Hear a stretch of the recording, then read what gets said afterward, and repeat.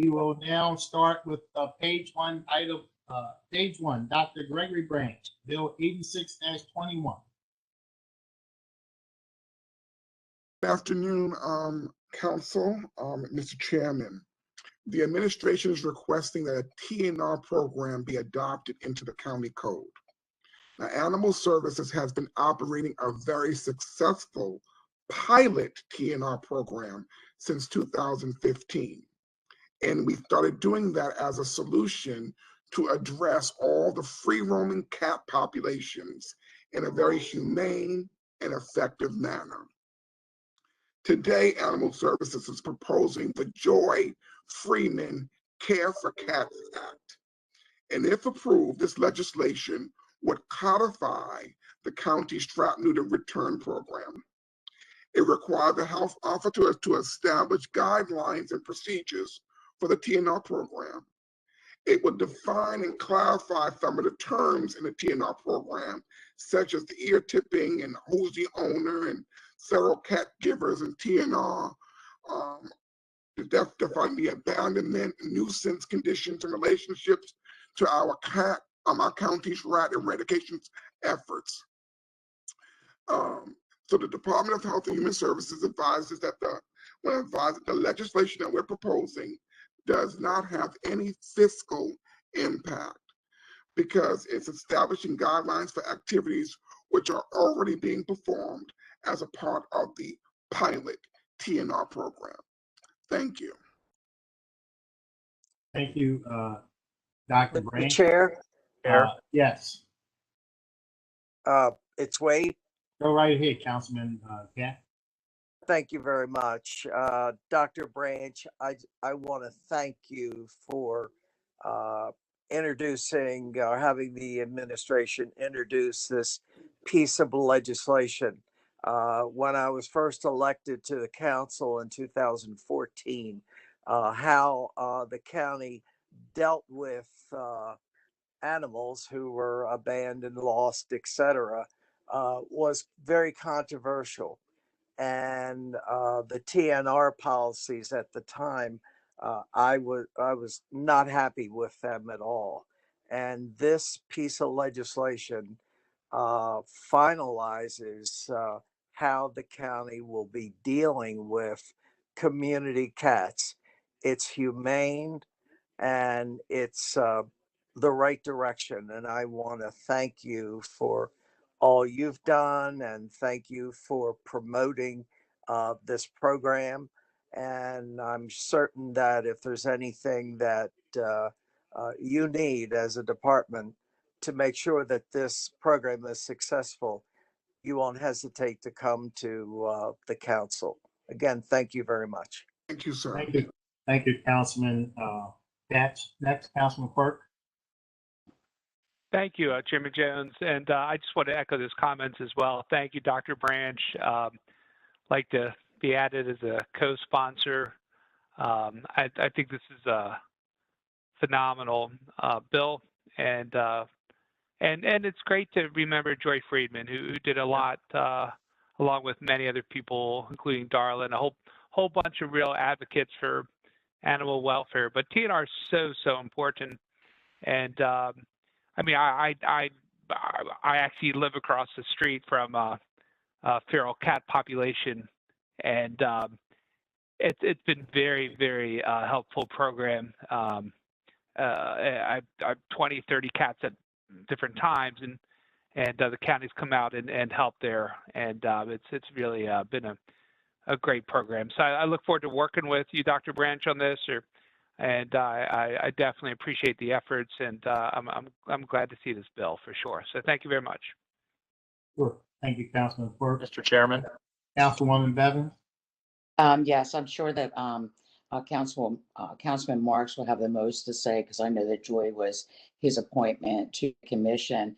But she often called me, and I know she was a force to be reckoned with on the commission, and she certainly did it because she loves all animals, but she especially had a love for felines, that's for sure.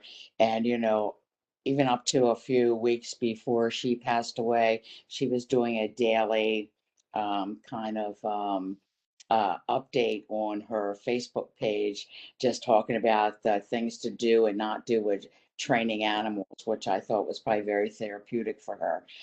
So I'm really excited to see that the program would be named after her. Thank you, Dr. Branch, for that. Thank you, Councilwoman Bevins. Yes, Councilman Marks? Yeah, thank you very much. I am honored to be listed as a co-sponsor of this, and I applaud the administration for bringing this legislation forward. Joy Freeman was a dear friend of mine. She was my representative to the Animal Services Advisory Committee, as Councilwoman Bevins said. She was a true reformer, working for humane treatment of all animals. I just want to read you what was put up on the Sol Levinson website when she passed away last May. Joy leaves a legacy of love and generosity, having had an immeasurable impact on many lives, human and canine. She was a tireless and passionate advocate, inspiration to everyone who knew her, a caring and devoted mother, wife, and friend. It is truly a fitting tribute to her advocacy and her life's work that we consider this legislation, and I thank the administration for bringing it forward. Thank you, Councilman Marks. Any other questions or comments? We certainly appreciate the administration bringing this bill forward and codifying that new release or return program in the Alva County Code. Next, Chris, do we have some speakers? Yes, Mr. Chair, we do have some speakers. We have 9 speakers on this item this afternoon. Our first speaker, just to remind everyone, the time is 3 minutes to testify. You have 3 minutes. And our first speaker is Chris Shaunis. Are you there? Yes, hi, I'm here. You Can may you hear begin me? your testimony. Yes, we can. Well, thank you and good afternoon. I appreciate the opportunities to speak with you, and I feel like everything I have to say after what all you just said is very anticlimactic. But anyway, my name is Chris Shaunis, and I am a member of the Animal Services Advisory Commission. I have worked and volunteered for animal shelters and rescue organizations for over 20 years and have experienced firsthand how different organizations and communities deal with the issue of feral cats. It's a heartbreaking problem, yet can be quite a divisive issue. From 2008 to 2013, when I worked for a shelter in Pennsylvania, I witnessed the horrible practice of killing most feral cats and kittens that came into the shelter. During the busy spring and summer months, it was not unusual for this shelter to take in an average of 800 cats per month. Some typical days, the staff was killing up to 30 cats and kittens every day. The emotional toll on the staff was unspeakable. And just as sad was that this practice did not reduce the number of feral cats coming into the shelter. It's proven that killing is an ineffective method of controlling ferals. Fast forward to 2016 through 2020, when I was responsible for administering the TNR program for a targeted area of 3 zip codes in Montgomery County. During this time, we spayed and neutered over 1,500 feral cats. Each one had to have a dedicated caretaker before it was released back to the location it was found.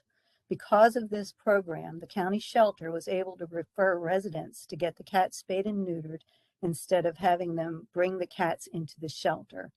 The results were threefold. The shelter was better respected by the community for working to save the cats Is instead the of pie killing them. gone? The shelter staff was spared the heartache of dealing with an overpopulation of unadoptable cats. And obviously there were fewer cats coming into the shelter. I strongly encourage you to pass the Joy Freeman Care for Cats Act, which will codify the current pilot program into law and show that Baltimore County is leading the way to a more humane society. Thank you so much for your time and compassion.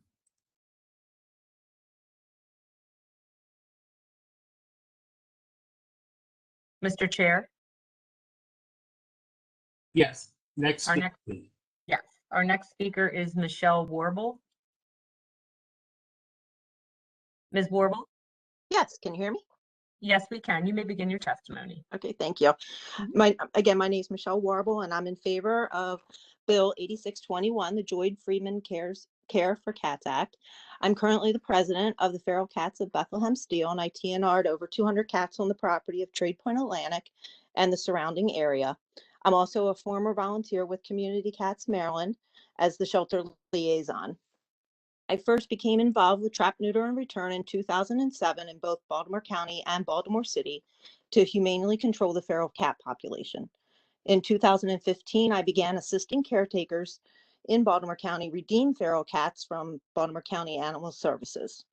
I paid fines and I faced numerous citations, all which were dropped, and that was in like the summer of 2015, as the county began seeing the importance of TNR. Soon after those citations were dropped, CCMD partnered with the county to assist in the return of feral cats to the community. We generally return 6 to 10 cats per week after they were altered, vaccinated, and microchipped. CCMD was also given the use of the Dundalk Clinic once a month to alter upwards of 100 cats in a weekend. The county provided a BCAS veterinarian and a licensed vet tech, excuse me, and medical supplies. CCMD provided the Trappers Clinic volunteers and additional veterinarians and supplies to make the clinic a success. Around August of 16, Fred Homan notified CCMD that he was ending the agreement, and BCAS internalized the TNR pilot program, and it's continued by utilizing paid county staff. The thing missing from the pilot program is changing the county code, which this bill does. This bill is an important one to protect feral cat caregivers of managed colonies. It also takes an important step to make sure other county agencies don't override the ability to care for colonies appropriately managed without facing an unfounded nuisance fine. In 2020, that situation occurred where recommended guidelines were met appropriately by a caregiver, but code enforcement threatened a nuisance violation and a lien on the property of an elderly owner. Code enforcement was not interested in hearing what BCAS advocated for. So again, I ask the council to vote for Bill 8621. This is the best way to humanely control the feral cat population. Thank you very much. Mr. Alcastro, next speaker, please. Mr. Chair, can I chime in? This is Crandall. Yes, we can, Councilman Fanning. I just want to acknowledge Ms. Warble and her advocacy and her family's advocacy for so many things in the Dundalk area. You don't travel around Dundalk without knowing the Warble name. It's a very involved family in a lot of different things, and I just want her to know that I appreciate her advocacy on this issue. Thank you so much. Thank you, Catherine. Mr. Alcastro, next speaker, please. Sure. Our next speaker is Lisa Radov. I hope I'm pronouncing that correctly. Ms. Radov? Yes, you absolutely did, Chris. Thank you so much.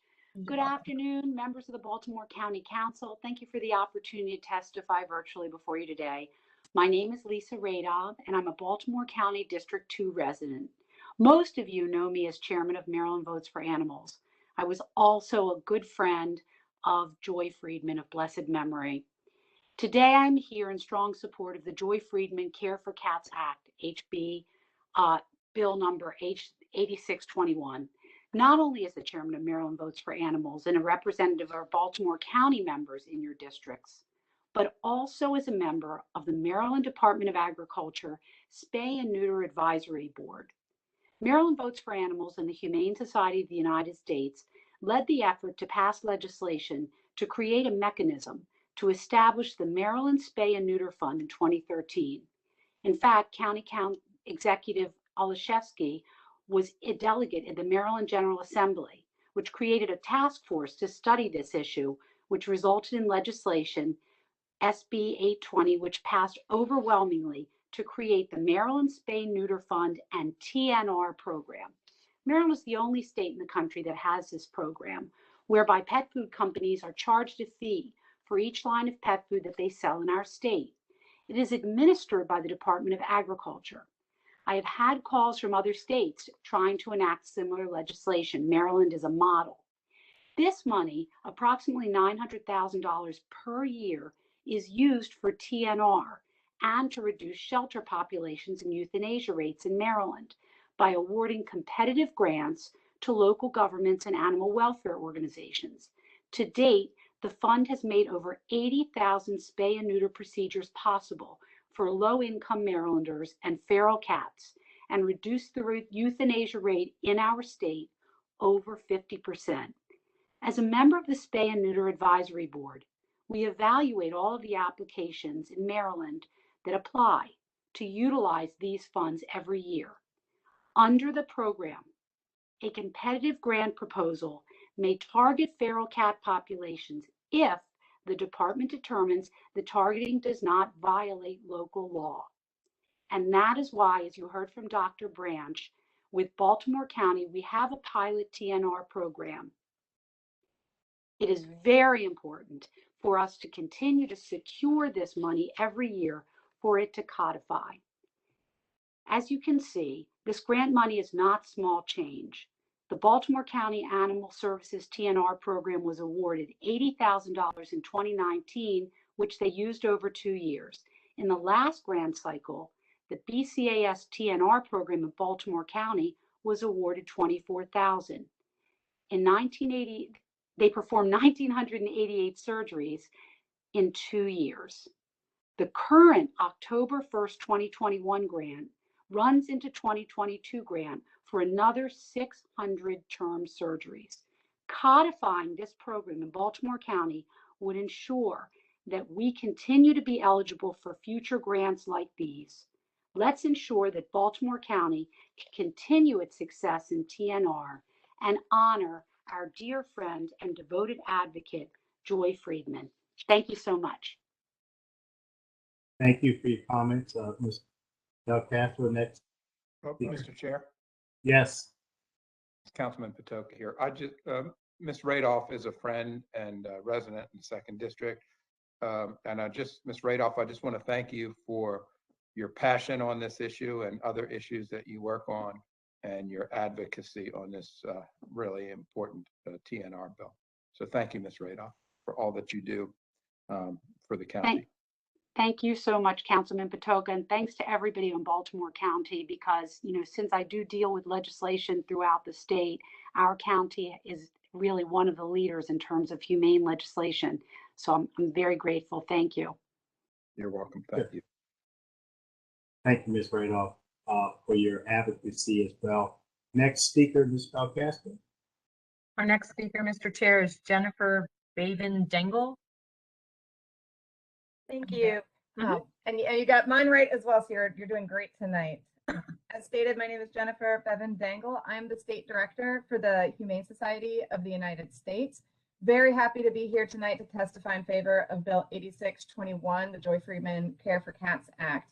You've heard excellent examples from your county residents of where they've seen these programs work, and we know they work. I'm here to add sort of that national perspective and let you know that moving forward and making this a permanent program puts you as a leader in the national sphere. Community cat programs are now the standard for animal shelters across the country. And in fact, almost 1/3 of shelters have staff positions that are dedicated to community cat programs. And this is because we know these programs work. They save lives both by reducing shelter intake and by humanely managing community cat populations. You have my written testimony, but I do want to make sure I share some of the incredible case studies that we've seen in all of our time working in support of these programs. A community cat program in the University of Central Florida in the 1990s saw that the TNR work reduced cat populations there by 85% over the course of 10 years.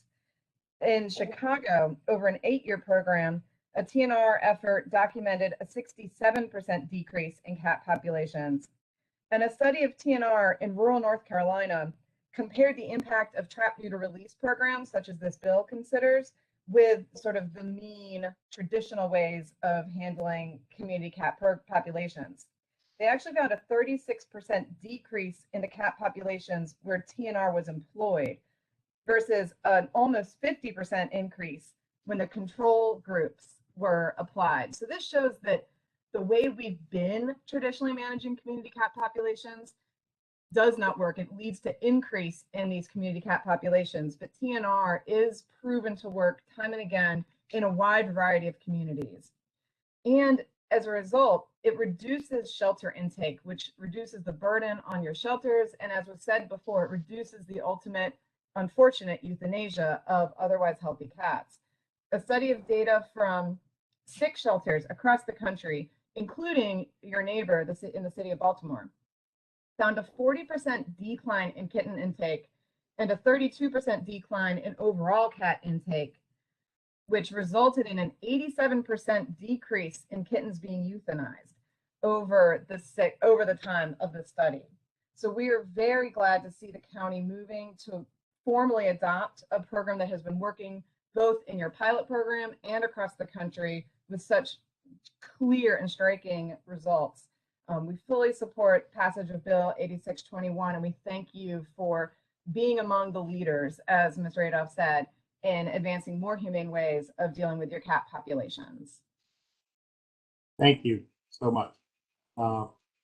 Chris, next speaker, please. Certainly, Mr. Chair. Our next speaker is Valerie Foster. Ms. Foster. Hello, thank you. Hello, it's a pleasure to be here to speak on the behalf of this important Trap, Neuter, and Return Bill number 86-21. I am Valerie Foster. Amongst other things, I am a cat rescuer. I wanted to share why this Trap, Neuter, and Return program is so important to me. I moved into my residence in the summer of 2015 and was told by my neighbors that we had a lot of stray cats in the neighborhood. I did see some here and there, but when I was home on medical leave in 2016, I saw for myself a large number of stray cats in my neighborhood. It was then I contacted Baltimore County Animal Services for assistance. I found out they had a pilot Trap, Neuter, and Return program and would be able to send personnel out to assist me. They sent a team to investigate the situation. They helped to perform some of the initial trapping. I offered to continue the trapping on my own due to the large number of cats at that one particular site. They loaned me some of their traps, gave me tips to trapping. We coordinated our rescue efforts with me doing the field trapping and then picking up the cats once I actually had them contained in the traps. We got 20 cats at that first location in a matter of 2 weeks. And that's with me working full-time as well at my regular job. Since that time, I have trapped over 250 cats and kittens and now have my own supply of traps and gear. So Baltimore County Animal Services helped to start me on this journey of cat rescue. And without the TNR program, I could not have saved so many felines in this time frame. The TNR program is so important to rescuers like me. Without it, we cannot do this work. Controlling the populations is critical to the cats and the people in our neighborhoods. We need this bill to become law so we can continue this important life-saving work. I have seen the difference in the cats that I have TNR'd. They look healthier once they have been spayed or neutered. They live such a calmer existence once they have been altered. There's no more fighting for territory. The males don't fight over the females, and the females don't have dozens of litters. All around, healthier felines. The colony in my neighborhood has seen a significant decline in its population growth since I started, but it's still a work in progress. That is why we need this bill to become a permanent program so we each can continue to make a difference in our community and the lives of these innocent animals. I appreciate you so much for listening. I appreciate your time and your attention to this matter. I do hope we get your full support in making this bill a law in Baltimore County. Thank you so much. Thank you, Ms. Foster. It's always good to hear good stories like that and know that our Animal Services Division is doing a great job. So we thank you very much. Chris, next speaker, please. Our next speaker, Mr. Chair, is Deborah Hess. Ms. Hess? Hi there, can you hear me? Yes, we can. Thank you so much. My name is Deborah Stone Hess. I chair the Baltimore County Animal Services Advisory Commission, and I really thank you for the opportunity to speak today. As I prepared these remarks, I found myself thinking back to 2014. That was when I first involved myself in issues concerning Baltimore County Animal Services. At that time, BCAS was housed in an old, outdated facility, and it was operating under the same philosophy that had guided it for decades. But during those decades, animal sheltering had evolved. I and many others in Baltimore County wanted BCAS to join the modern sheltering world, One of the things we supported was TNR for free roaming cats. At the time, BCAS merely trapped these cats and euthanized them. It euthanized a lot of them. In 2014 alone, BCAS euthanized 1,760 cats. Just imagine the thousands upon thousands that were euthanized year after year after year. And yet, no matter how many were killed, there were always more.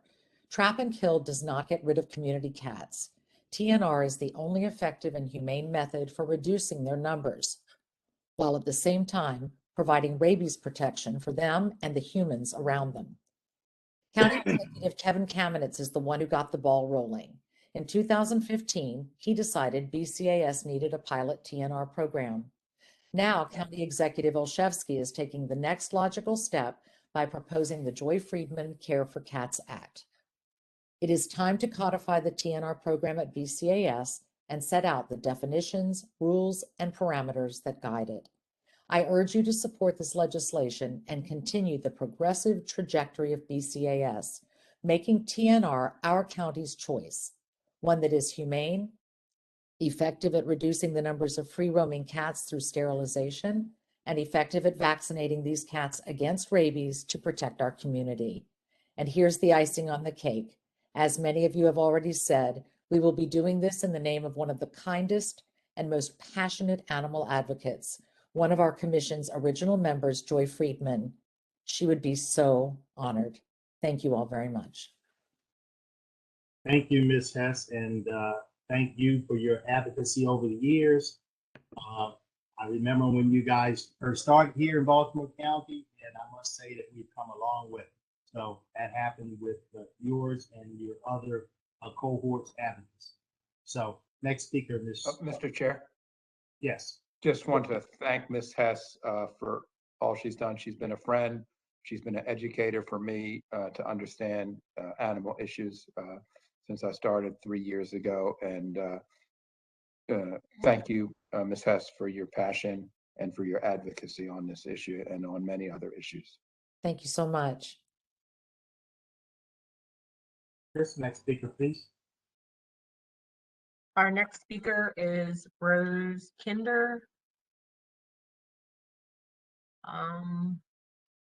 Bear with me, Mr. Chair. I'm trying to find, I don't see her name on our attendee list. I do not see Ms. Kinder, so I'm going to go on to our next registered speaker, who is Joyce Barnett. Ms. Barnett? Yes, I am here. Yes, you may begin your testimony. Okay, my name is Joyce Barnett. I'm against this bill. I've worked with animals all my life. I've been an animal advocate. I speak for the animals. I'm not one of your favorite people. I'm not in the clique. And I really don't care. I'm going to say what's best for the animal and the people of this county. I have written letters to each and every one of you and the county executive concerning TNR and its detrimental effects on the environment, the wildlife, the health and the welfare of the citizens and the cats in Baltimore County. I just think perhaps it's fallen on deaf ears. TNR does not work. I think you need to follow the research before you cave in to any certain interest group. Look at other places that have had TNR in place for 20 and 30 years. Look at the devastation those places are facing now. Australia and Hawaii, for example. They're turning away from TNR with millions and millions of stray cats and extinct wildlife. Regardless of the numbers that you've been given indicating that TNR works, the numbers of free roaming cats in this county are increasing drastically. The numbers of intake animals may be decreasing. That's because people are not turning the animals in. They're just leaving them on the streets to starve and suffer. Years ago, before TNR, I was in animal services. There was a problem with hoarding. Normally our hoarding cases, you'd get between 30, if it was a really bad hoarding case, you'd get 50 animals. Now you're looking at hoarding cases with cats between 100 and 200 cats. That's because of all the cats that are on the streets. They're readily accessible. They're vulnerable to people that are going to abuse them. If this continues in a few years, you're going to be seeing hoarding cases with 300 to 500 cats. And many of these cats aren't even feral. They're just friendly cats that people put out there. Some of them are even owned cats, but they don't come home because people are feeding them.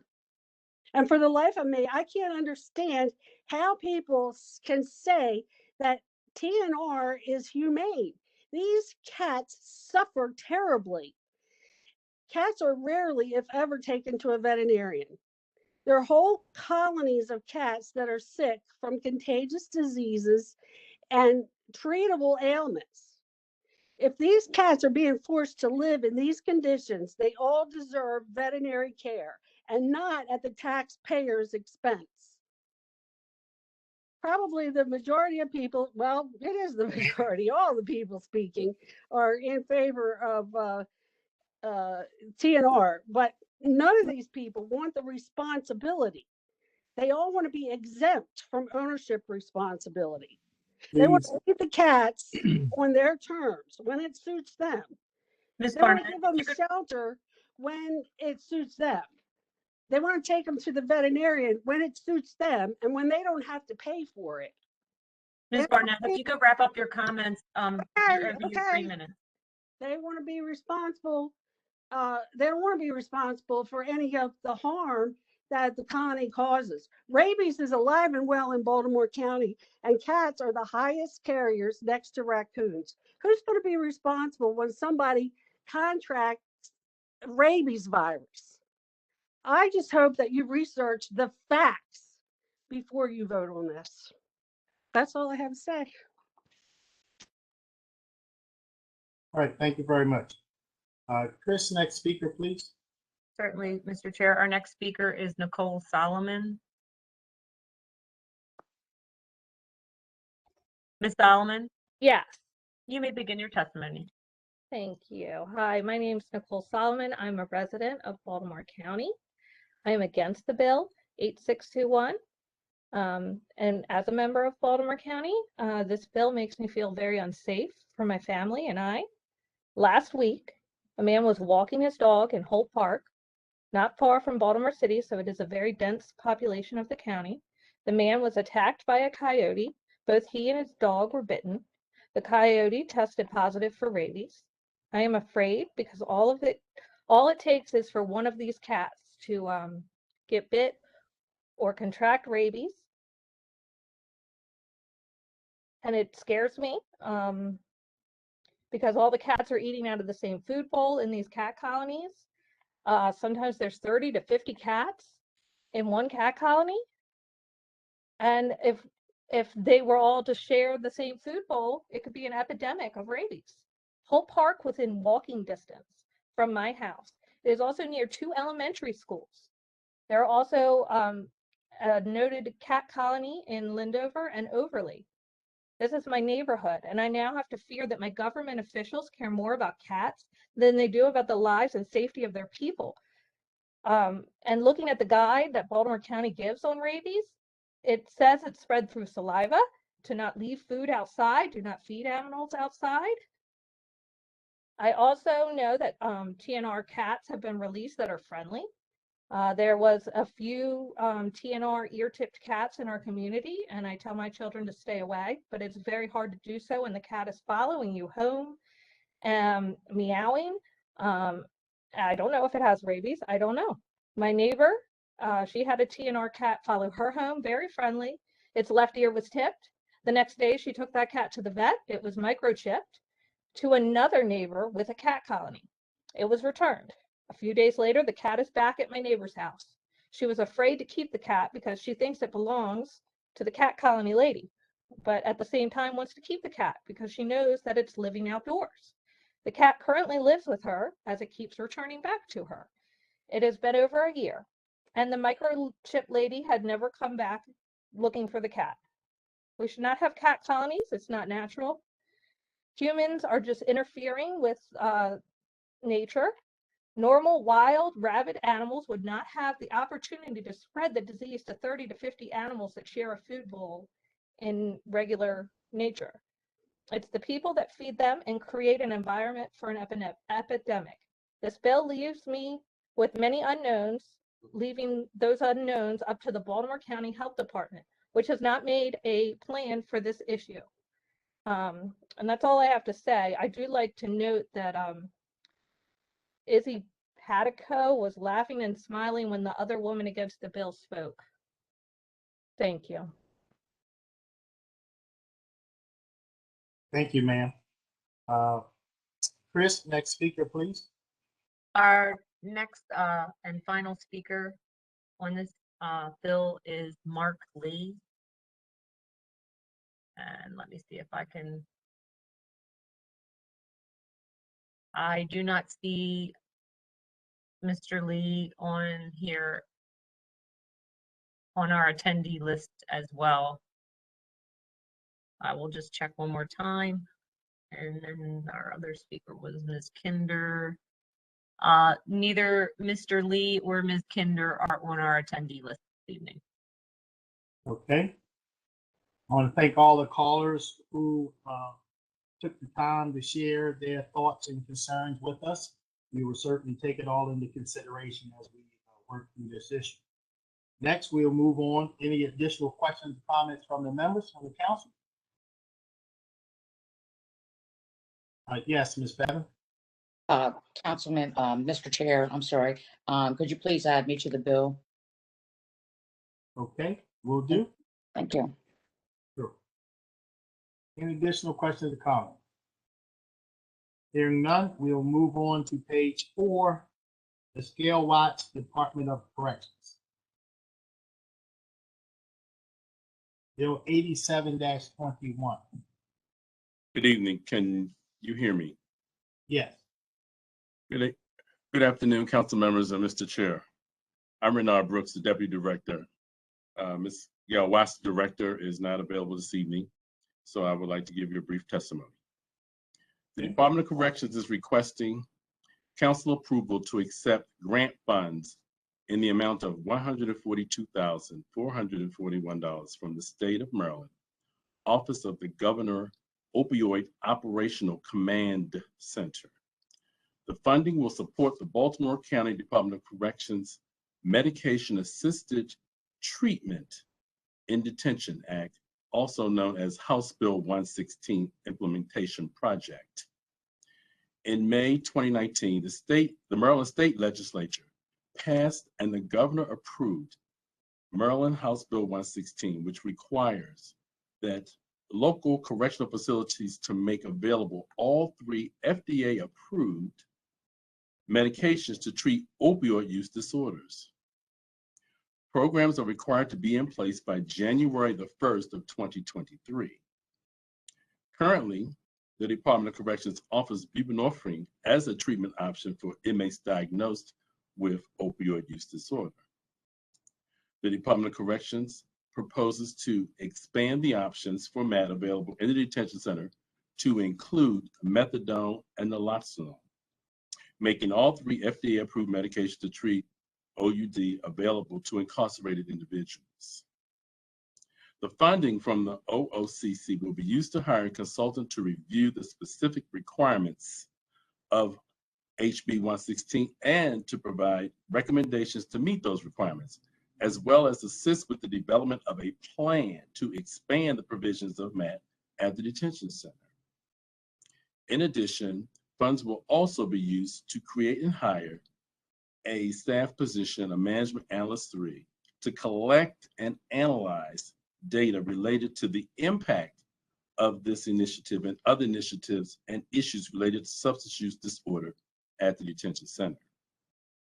This expansion would allow the Department of Corrections to meet the requirements of House Bill 116 and ensure that inmates at the detention center have access to the same quality, evidence-based treatment for opioid use disorder that is available to individuals in the community.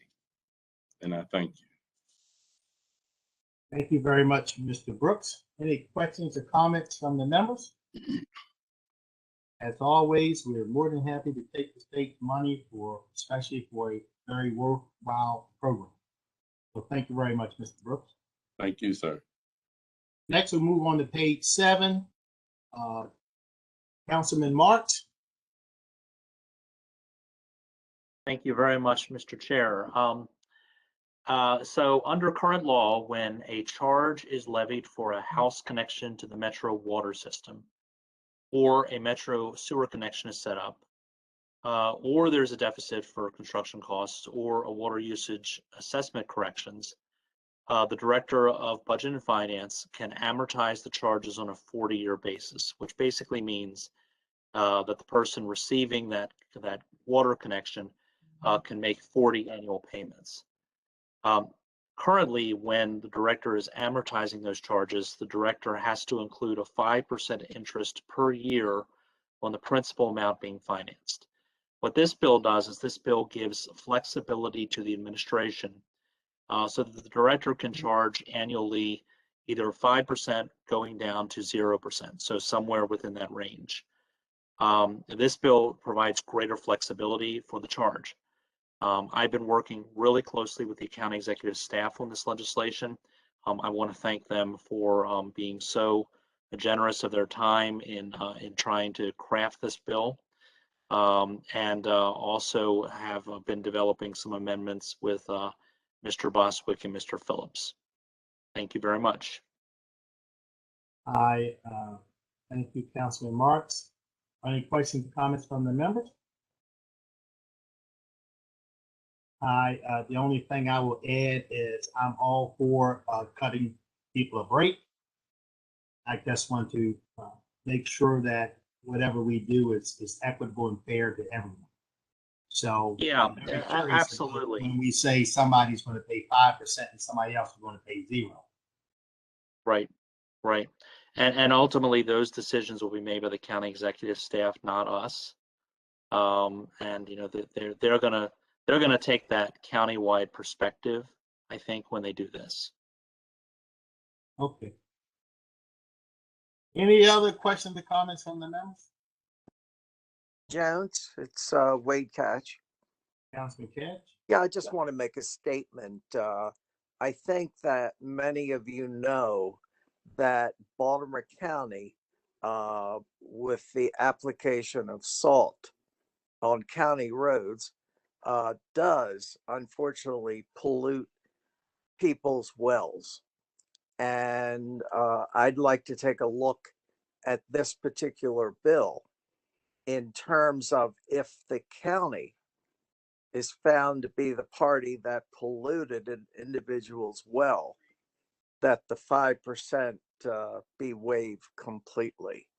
I just think that would be the right way to go. You're still having the homeowner pay a share of the cost of hooking up to the water, but not charging interest. And the county at one time had a program that would give homeowners a payment to purchase a system to clean the water if the county was found to have polluted a particular well. So, and that program does not exist anymore. So I think that this would be a reasonable step to take. Thank you. And what I'll do, I'm going to introduce an amendment to the bill next Monday, which will accomplish that goal. I doubt that it will be many people at all. I think that'll be a very small number, but I think it's the right thing to do. Okay. Thank you very, very much. Any additional questions or comments? Hearing none, thank you, Councilman Katz. Thank you, Councilman Marks. We will now move on to page 8. Mr. David Likens. Good evening, Councilman Jones, Chairman Jones, and members of the council. The administration is requesting approval of a joint funding agreement between Baltimore County and the U.S. Geological Survey. This agreement's been in place for the last 27 years. This is just a continuation of that same agreement. We do it every 2 years. We are using the agreement to maintain and put in new continuous reading stream monitoring data. And I think we have 19 in this particular bill, or this particular contract, with one water quality gauge. They're all owned and maintained by the U.S. Geological Survey. I think we pay 2/3 of the cost and they pay 1/3 of the cost. We also have 3 of these gauges that are involved with MDOT, splits the cost with Baltimore County. We use this data in our things like our stream restoration projects for our MS4 program. We share the flow data with the Department of Public Works and Transportation, and then use it in designing their bridges and stream crossings and culverts, things like that. So this is an agreement that's been in place for the last 27 years, and this is just a continuation of the same agreement. Okay, thank you very much. Any questions or comments from the members? Thank you, Mr. Likens. We'll move on to page 11. Ms. Deb Schindel, I'm sorry. Property manager. Good afternoon, Council Chair and Council members. I do believe I have 2 contracts that I'm bringing in front of you. The first one is with the administration is requesting the approval of a contract for Action Electric Company, LLC. The contractor selected for elevators, lifts, maintenance, repair, and related services throughout Baltimore County. This is a competitive request for price that was done. It was a competitive bid. It is a 1-year contract with a renewal of 4 1-year additional terms. The total compensation under this agreement exceeds the sum of $3,538,310.34 during the term of this agreement. This contract is really involves all of the labor, the supervision, materials, tools, supplies, and incidental expenses that are required for us to do preventive maintenance and repair on all elevators and lifts. Okay, thank you very much, Deb. Any questions or comments from the members? Yes, Mr. Chair, one quick question. Ms. Go right Schindel, did you mean to say it was not to exceed the amount that you listed? Yes, I'm sorry. Okay, thank you. Just wanted to be clear on that. Any additional questions or comments? Thank you, Ms. Schindel. Now we'll move on to page 14. Mr. Benjamin Fortcamp. Good afternoon, Mr. Chairman. The administration is requesting the approval of a contract to acquire real property totaling approximately 3.879 acres in the Pikesville area for $1.1 million. Paul Farm LLC currently owns the property, and that's part of CHAI, which is a well-known affordable housing developer. The property consists of 2.979 acres at 4223 Bedford Road and 0.9 acres at 4211 Buckingham Road, both DR 5.5 density. And again, it's in Pikesville. Okay. Mr. Chair. Thank you very much. Yes, Councilman Oakley. Let me just say that this acquisition is an outstanding project. It affects, in a positive way, many neighborhoods. It's very positive impact to Paul's Crossing, which is right next to the site that was identified. The Villanova community has very positive impact from this open space acquisition. The Willow Glen South community has positive impact, and also where I live in Sudbrook Park, there's really positive impact, because in the second district, we have an abundance of private open space, but we have very little public open space. And this was actually at one time slated to be, I believe, 60 homes. And now it's going to be open space that's so sorely needed in the second district. So I just want to thank the administration, County Executive Olszewski, for doing this. I want to thank Paul's Crossing and celebrate with Paul's Crossing, and thank the Villanova community and celebrate with the Villanova community. Thank Willow Glen South and celebrate with the Willow Glen South community. And thank the Sudbrook Park community and celebrate with them. Also, one community I left out that I want to thank and celebrate with is the Williamsburg community. These are the adjoining communities that sorely need open space. So really wonderful project, and I urge my colleagues to vote favorably on this. Thank you, Councilman Patoka. Mr. Chairman? Yes, Councilman Marks? Yeah, I know Councilman Patoka, you have advocated for this for quite some time. You know, as I my years advance of me being on the council, I find myself being less and less parochial, I guess. And I think we all can be proud of all these parks that are being created throughout the county. Each one of you have advocated for these. They have enhanced all of your districts.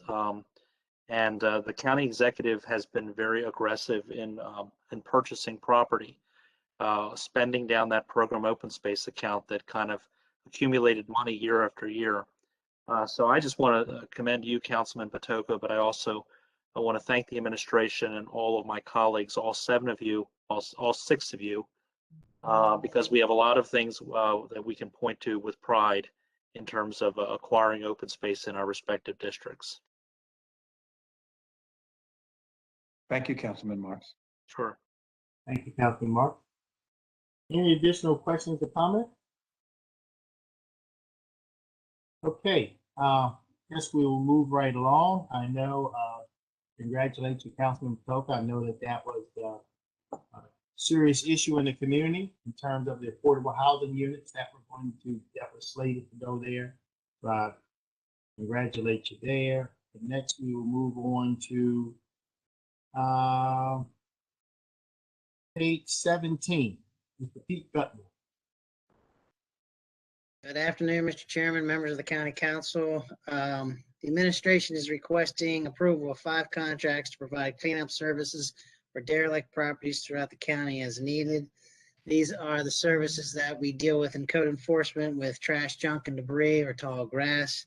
Each contract commences upon council approval, continues for 1 year, and will renew automatically for 4 additional 1-year period with the option to extend the initial term or any renewal term an additional 120 days. If you recall, one of the code enforcement task force recommendations, we created the neglected property community fund through bill 43-21, and those are the funds that will be utilized for these services. Currently, that can exceed $1.875 million over the term of these contracts. However, I will note that also the cost of the contractors will be assessed against the property owners and where these services are provided. If the property owner does not pay the cost within 30 days of billing, then the county will place a lien on the property for those services. That's all I have. Is there any questions? Mr. Gutwald, any questions or comments on the matter? Thank you so much. We'll move on to page 22, Ms. Laura Rowland. Good evening, Mr. Chairman, members of the County Council. The administration is requesting approval of Beechwood Assisted Living LLC for the Senior Assisted Living Subsidy Program, whereby we subsidize assisted living expenses of county residents 62 years of age or older who meet income and eligibility requirements. This is a longstanding contractor that we've had, but that was having some issues with getting their paperwork together, but we're finally able to bring them forward to renew their contract. Okay, thank you, Ms. Rowley. I guess you'll move on to page 22. 26. Are there any questions or comments about this contract? Ms. Rowley, you can go on to the next one. Thank you. The administration is requesting approval of a memorandum of understanding with Bryce Lutheran Church located in Lutherville, Timonium, to provide the coordination and service of on-site meals for individuals who are at least 60 years of age and older, or disabled persons of any late age living and accompanied by a participant. This is part of our congregate meal program. We did an invitation to all faith-based organizations throughout the county to expand our Eating Together program as we anticipate getting significantly more funding. And this is one of two that did respond to us. So we will be paying for the meals provided by our caterer, and they will provide volunteers and management on site. So there's really no money exchanging hands. Therefore, that's why it's an MOU.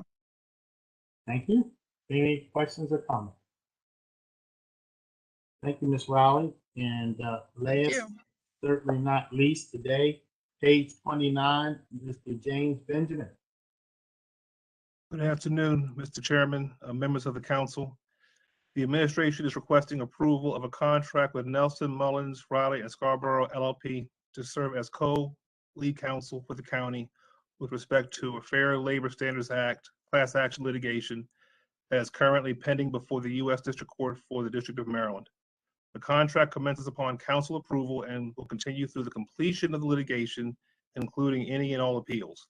Compensation may not exceed $450,000 for the entire contract term. It should be noted that the Office of Law currently does not have available in-house lawyers with the requisite subject matter expertise to handle this complex matter by itself. And further, due to the need to conduct extensive discovery and prepare motions and to otherwise defend the case, there was insufficient time to initiate a competitive procurement process. Thank you. Yes, Mr. Benjamin, I'm just going to say that for those that are watching and may not know, this is the case involving the ex inmates at the corrections facility. Is that correct? Yes, sir. So this is a case, just for those that are listening and may not know, we have received extensive briefing. This is a case of inmates who are at our corrections facility who received an opportunity to work outside of the corrections facility in exchange for money and credits or time off their sentence. These inmates volunteered, they worked, received the money, got the fresh air, the sunshine, everything else that comes with leaving the corrections facility, got time off their sentence, and now they're suing us because we didn't pay them, in their minds, minimum wage. The only thing I would add is I would hope that as we move forward with this case, that we would insist that if we were to get anywhere near paying some funds, we would insist that they give the rest of the time back to the state of Maryland or Baltimore County or whoever they owed it to when they got the time off their sentence. Any additional questions or comments? Mr. Chairman, I would just like to thank Mr. Benjamin for his continual briefings and updates of the members. He's definitely stayed in touch for sure. And I wish the council that we're going to be hiring the best of luck in beating this one very convincingly. So thank you. Thank you, Councilman Quirk. Any additional questions, comments? That's it. I guess we'll see everyone back here at 6 o'clock for the public hearing on redistricting.